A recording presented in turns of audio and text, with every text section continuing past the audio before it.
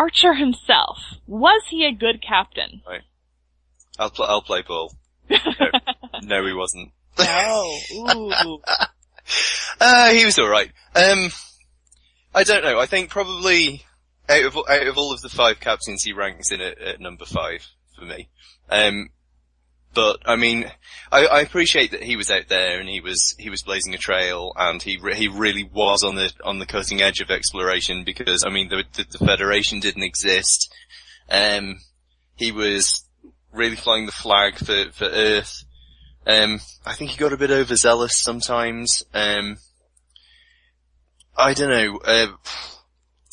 I don't know what it would have been like if any of the other captains had been in his shoes, really, I suppose. If it was Janeway, we would have conquered the Romulans a long time ago. But, if it was Cisco, the galaxy would be ours. Exactly. Yeah.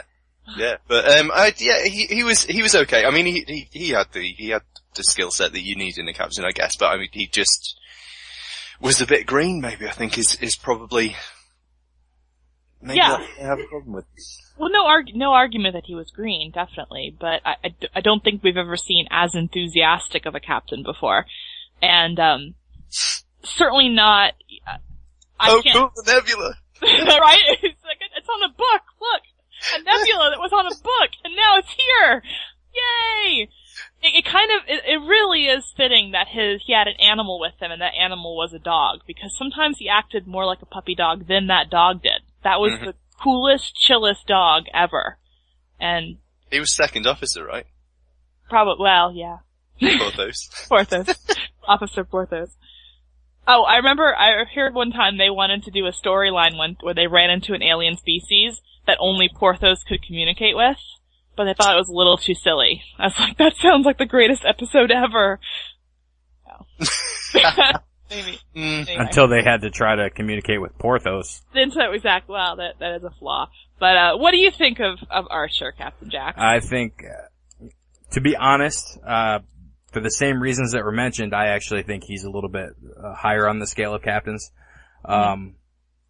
You don't have the Federation, you don't have Starfleet, you don't have the policies and procedures in place to really explore the galaxy and meet new worlds or races and visit new planets. You don't have those things really in place. So, yes, he was overzealous. He definitely bit off more than he could chew.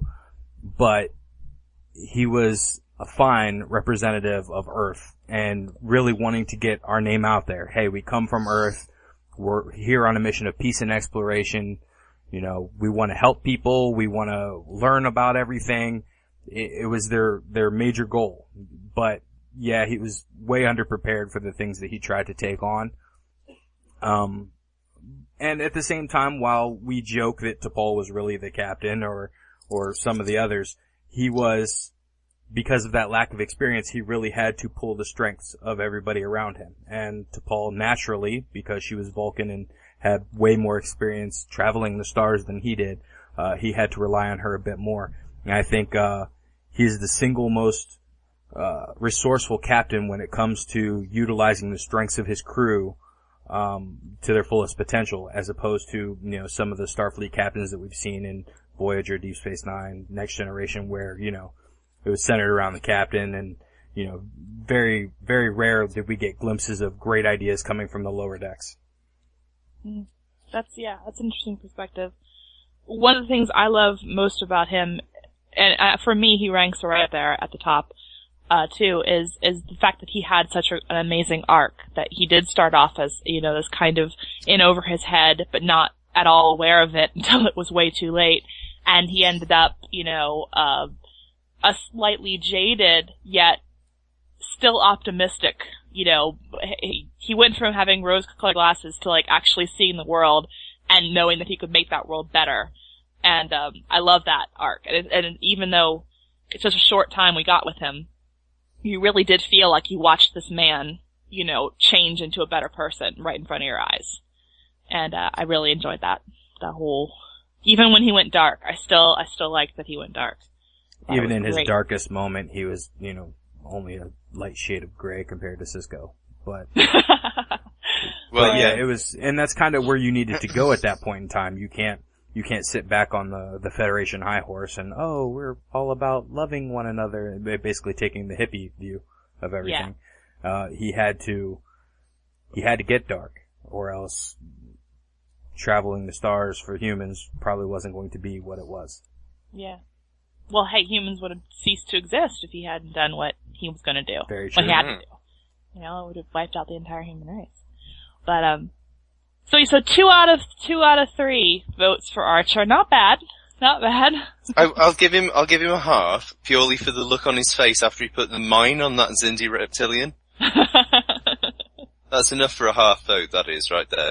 My favorite Archer look is actually from the very first episode from the pilot, when they beam him back at the end, and he's like touching his chest to make sure it's still there, and he has this like look on his face of utter, just it's the weirdest look, but I love that look. That's such a great. I quite enjoyed when he was answering the question from the primary school kids about what happens when someone on Star Trek needs to use the toilet. Oh, he deferred to Trip on that one, did he not? Yeah, he did. He was just like, yeah, I'm totally not going to answer that question. That's all yours, Trip. Oh.